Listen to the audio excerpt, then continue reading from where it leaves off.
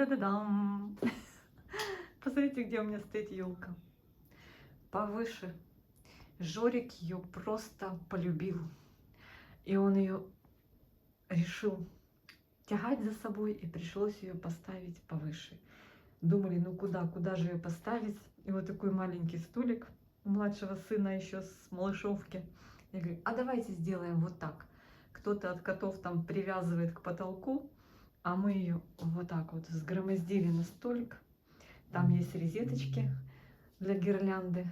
Вот такая у нас скромненькая елочка. Очень любим этого петушка. Когда-то в год петуха его купили. Вообще я люблю каждый год какую-то игрушечку новогоднюю, елочную покупать. Вот смотрите, год мышки был, год дракончика был, год быка.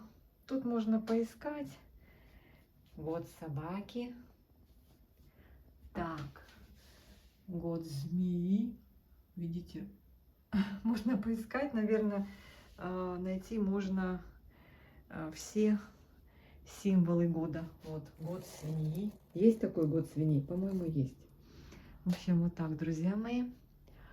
Вот еще год быка. Ну, в общем-то, елочка в этом году у нас в очередной раз искусственная, небольшая, скромная, так сказать, военная. В том плане, что мы каждый год раньше ставили большую живую сосну или ель, пихты у нас были. Ну, в этом году вот так, по-скромному. Не стали мы украшать елочку дождиком. Я говорю, пусть будут видны игрушки, а то вечно дождика этого понавешиваешь, и игрушек не видно. А так люблю рассматривать разные фонарики, шарики, куранты. Вот еще будильничек один смешной. Так что вот так. Елочка. Пусть она у вас будет самая-самая маленькая, самая скромная, но пусть в душе будет тепло, и на душе будет спокойно, и в праздник вы отдохнете и наберетесь сил и положительных эмоций. Нам сейчас это очень надо. Смотрите, 2 тяжелые недели у нас были под обстрелами, без ничего. Год зайца, наверное, я так подозреваю. Тут у меня Дедушка Мороз. Это, кстати, уже такие старенькие игрушечки. Единственное, я сегодня расстроилась, был такой красивый снеговичок, когда начали разбирать коробку с игрушками, и он был раздавлен. Ну, вроде как-то ничего, аккуратно все складывали, но раздавили. Конечно же, наряжали дети. Младший сын наряжал. Я, в принципе, стараюсь не лезть. Как он решил повесить игрушку, так пускай и будет. Ну, в общем, по-домашнему. О, пришел, ходил за калачом. На 338 гривен ты купил. А что ты купил себе? Лолиту купил себе? А что за лолита? С начинкой? С ореховой начинкой.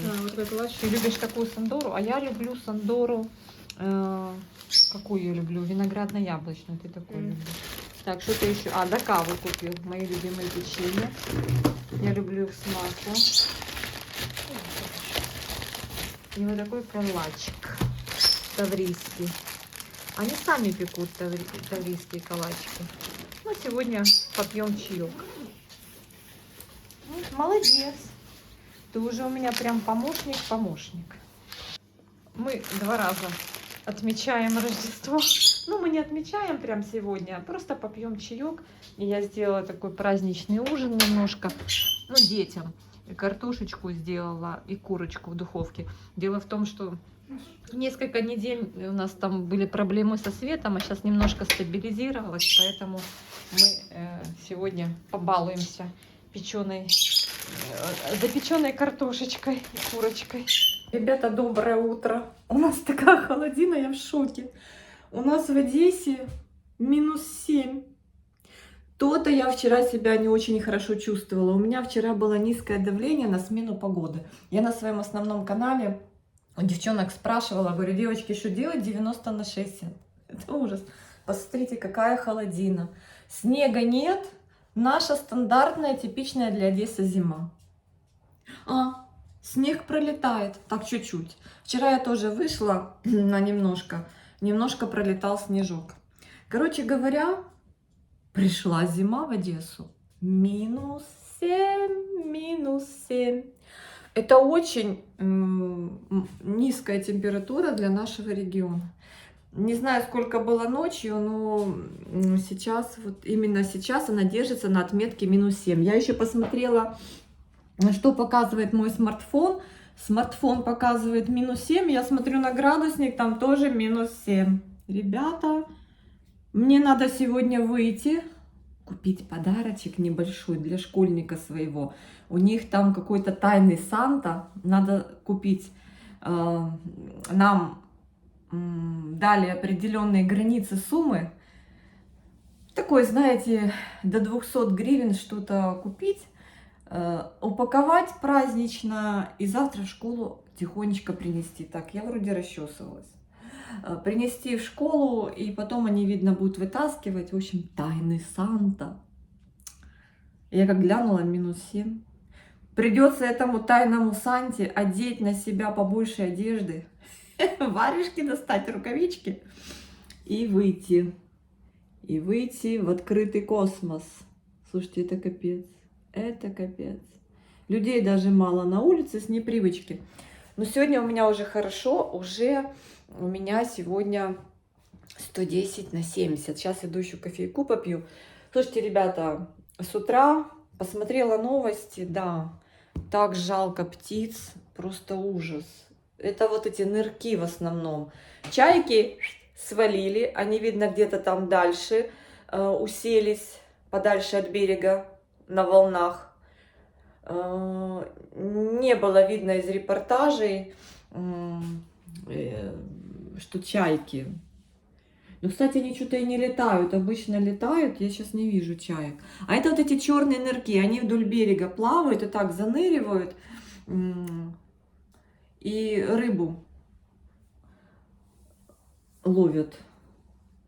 Черненькие. Их выбросило, они все измазались в масло. Кто не знает, экологическая катастрофа в Одессе. Разбомбили соседи наши. Я закрываю, бо холодно. В Южном хранилище с маслом. И поэтому масло вылилось частично на сушу, частично в море. И рыбы измазались в это масло. У меня стирка. Измазались птицы, и они, естественно, у них послипались все перья, они не могут плыть, они могут погибнуть. Так, свет у нас пока есть, но пишут в социальных сетях, что возможно начало отключений. Из-за того, что часть генерации, большая часть генерации в аварийном режиме работает. Так, и птицы, конечно, жалко птиц. Собирают ребята их по берегу на пляжах и отвозят в зоопарк. В зоопарке нашли место, нашли ресурс, их там отмывают, приводят в чувство. Куда их выпустят и когда, не знаю. Если масло разлилось по всем пляжам, по всей акватории. Ну, масло это такое дело. Читала вчера статьи, что когда потеплеет, бактерии его покушают, поедят. Кто-то пишет караул, катастрофа, кто-то успокаивает, по-разному. Хотелось бы послушать мнение компетентных людей, биологов, экологов. Но пока я не встречала такого мнения, никто еще не высказался. Но единственное, вот это была статья, что меня немножко успокоило, что все-таки это бактериями может утилизироваться вся эта масса постепенно. И в соленой воде происходит дегидрация этого жирного раствора. Конечно, это все ужасно. Это все ужасно. Человек такая падла, такое существо, которое ни себе не дают жить, ни соседям, ни в флоре, ни в фауне. Я попросила сына, говорю, купи мне безлактозный творог. Вот он мне купил Волошково поле. Я его еще не пробовала. Кисломолочный, 5% жиру. Ну, попробую. Особливый для особливых. Так, а я вчера ходила, купила колбаски. Я люблю вот такую, знаете, ветчинку. Она, конечно, не из дешевых, но мне нравится. Я взяла полкилограмма. Ой, как она запахла. Она свиная. В общем-то, сейчас делаю себе бутер, хлеб, батон нарезной. В общем, не что я поем. Я поем безлактозного творога, чуть-чуть с медом, и бутербродик с колбаской. Да и все. Сыр что-то мне не хочется. Калач мы вчера что-то начали. Ну, такой, да, вкусненький. Вкусненький. Но вчера, кстати, разобрали калачи. Я так его на ночь накрыла, чтобы он не заветрился. Почему так, друзья мои? Слушайте, ребята, читаю чат. Столько людей с тревожным расстройством. Но это вот сразу видно. Начали подключать электричество, вернулась жизнь в дома и в квартиры одесситов. Потихонечку налаживается быт. И что вы думаете? У людей теперь вопрос, надолго ли это? Все очень просто напуганы. Посидели неделю, кто больше, кто меньше недели. Без благ, так сказать, коммунальных. Померзли. Без воды, без света, без отопления. Теперь у всех вопрос, надолго ли.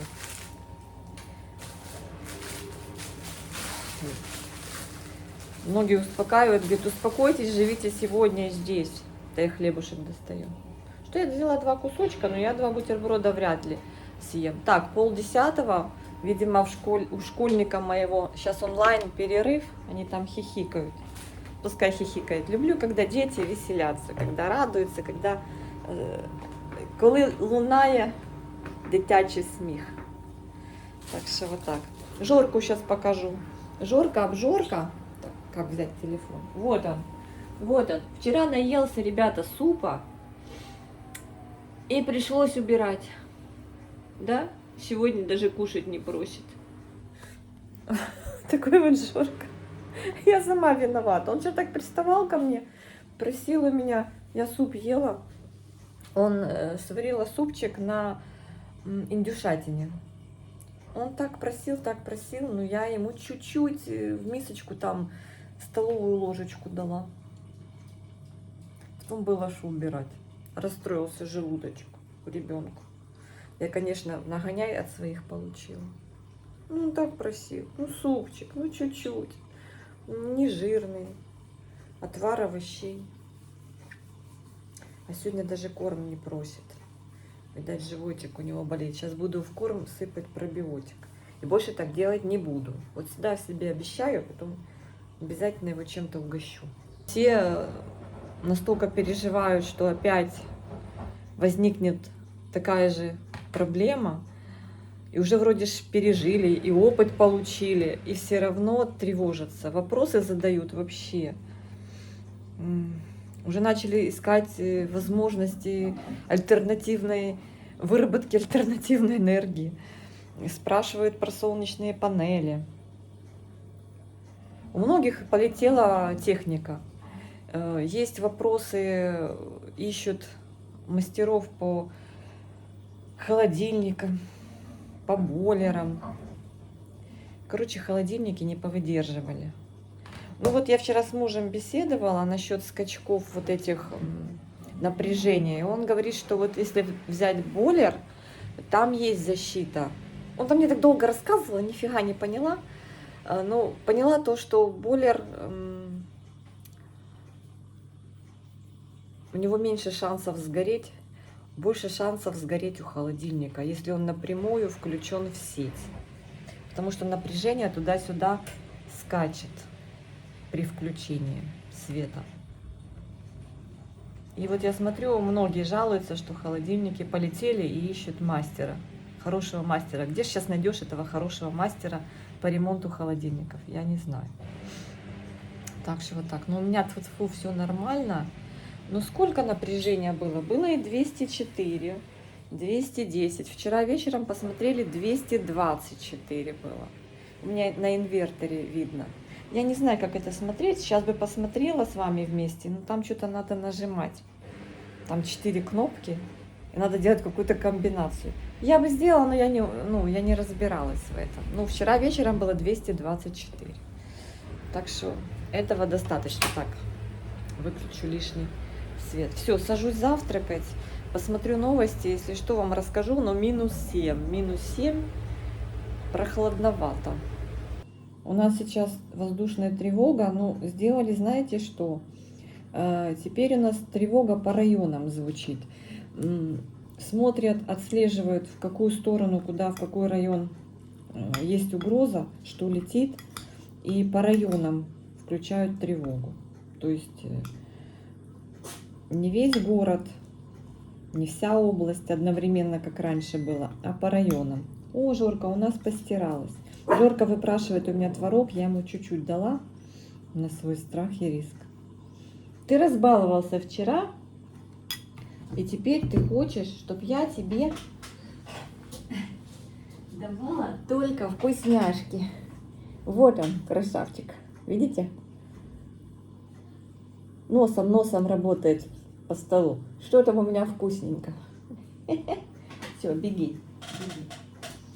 Киевский район и Черемушки без света и воды. Авария произошла сегодня, 25 числа, в 6 с лишним. Но они пишут, что в 6:44 случилась авария на оборудовании. И Киевский район, и Черемушки без света и воды. Да. Капец. Ребят, повыступал и пошел кушать. Я его поругала, говорю, надо кушать корм. Кушай, зайчик, кушай. Он послушался и пошел.